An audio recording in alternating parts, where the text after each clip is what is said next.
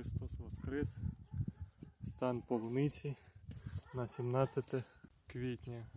Отака полуниця. Уже вся одростає. Дощі йдуть, слава Богу. Поливає її. Сорт Вікторія. Отак уже одросла після зими.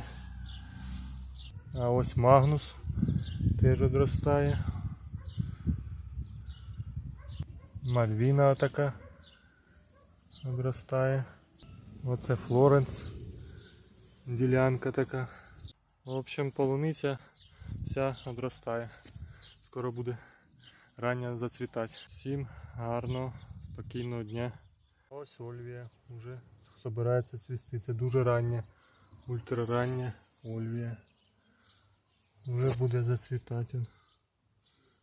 Цвіт появляється.